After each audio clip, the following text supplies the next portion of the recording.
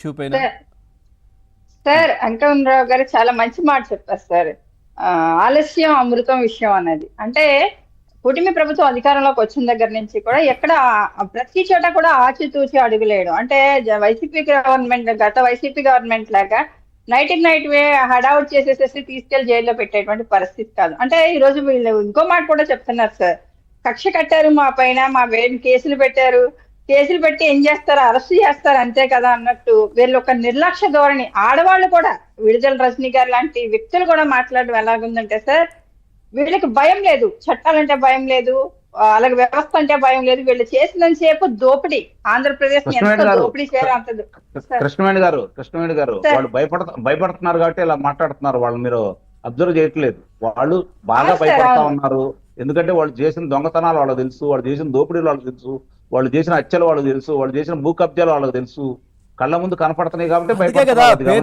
పేర్ని నాని వెళ్ళి ఇందులో బియ్యం మాయమయ్యాయి డబ్బులు కడతానని చెప్పారు ముందే. మేకపోతే గాంభీర్యాన్ని ప్రదర్శిస్తూ ఉన్నారు సార్.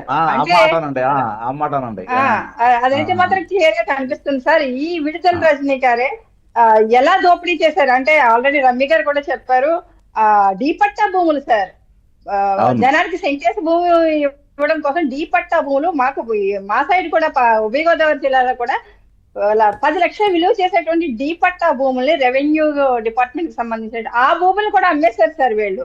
45 లక్షలు బిల్లులు పెట్టుకునేవాళ్ళు, అది మళ్ళీ కప్పెట్టడానికేమో, అది లేఅవుట్ చేయడానికేమో దానికి విడిగా బిల్లులు.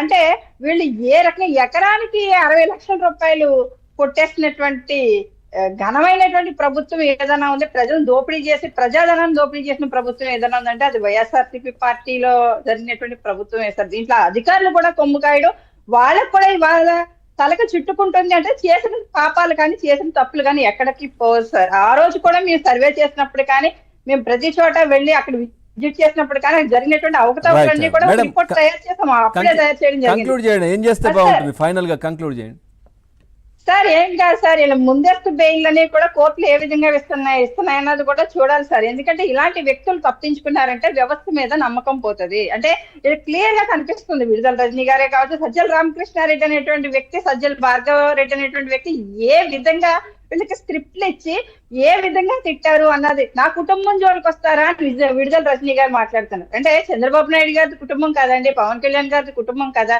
లోకేష్ గారి పుట్టక కదా, భువనేశ్వరం గారిది ఒక మహిళ కాదా. అంటే వీళ్ళు స్క్రిప్ట్ ఇచ్చినట్టు వీళ్ళ నోటుకు వచ్చినట్లు వీళ్ళ నాయకులు ఏమన్నా తిట్టవచ్చు, ఏమన్నా మాట్లాడచ్చు. వాళ్ళు పోషానికి కృష్ణమురళి ఆ స్క్రిప్ట్ ప్రకారమే నేను మాట్లాడానని చేతులు ఎత్తేసినటువంటి పరిస్థితి. ఇవాళ వంశీ గారు ఉన్నారు, ఆ వంశీ ఏ రకంగా మాట్లాడారు, ముసలోడు అని పెద్ద వయసు ఉన్నటువంటి అనుభవం ఉన్నటువంటి చంద్రబాబు నాయుడు గారు ఆయన గురించి మనం మాట్లాడుకోలేము, అంతకు మించి మాట్లాడాడు, అవన్నీ మనం చర్చించుకోలేము. అవన్నీ కూడా జైల్లో దొంగలు కొట్టకపోతే రకరకాల మాటలు సార్. ఒక పెద్ద వయసులో ఉన్నటువంటి వ్యక్తిని మాట్లాడవలసినటువంటి మాటలు జైల్లో ఉన్న తర్వాత వంశీ రంగు వెలిసిపోయిన తర్వాత ఎలా ఉన్నాడు సార్, చంద్రబాబు నాయుడు గారి కన్నా కూడా ముసలోళ్ళ కనిపిస్తున్నాడు వంశీ గారు. అంటే ఏది కూడా దురాహంకారంతో మాట్లాడకూడదు. ప్రతి మాట మనం మాట్లాడే మాట ప్రతిదీ పబ్లిక్ లోకి వెళ్తుంది కాబట్టి ఇలాంటి వ్యక్తులు క్లియర్ గా కనిపిస్తుంది సార్. ప్రజలు కూడా వెయిట్ చేస్తూ ఉన్నారు. కూటమి ప్రభుత్వం వీళ్ళ మీద జాలి చూపక్కర్లేదు. వీళ్ళు ఇలాంటి వ్యక్తులు, ఇలాంటి దోపిడీ చేసినటువంటి వ్యక్తుల్ని జైల్లో పడే కక్ష సాధింపాలి ఎక్కడ ప్రజలు అంటున్నట్టుగా సార్, మీరు చెప్పినట్టుగా ఎక్కడా కూటమి ప్రభుత్వం ప్రచారం చేస్తే గెలవలేదు, ప్రజలు గెలిపించారు. అవును, ప్రజలు గెలిపించారు. కూటమి ప్రభుత్వం ప్రచారం చేసి మేము ఈ విధంగా చేస్తాం ఈ విధంగా అంటే కాదు, ఖచ్చితంగా ప్రజలు గెలిపించారు, గెలిపించాలనుకున్నారు, అయిపోయింది అంతే. కాబట్టి గెలిపించారు సార్. జగన్మోహన్ రెడ్డి గారు మళ్ళీ వచ్చేస్తే వ్యవస్థను కాపాడుకోలేమని భయపడి కూటమిని గెలిపించారు సార్ ప్రజలు. ప్రజల్లో జరిగిన చర్చ అది. ఏం చెప్తున్నారు, జగన్మోహన్ రెడ్డి గారిని మళ్ళీ కోరుకోలేదు సార్ ప్రజలైతే మాత్రం.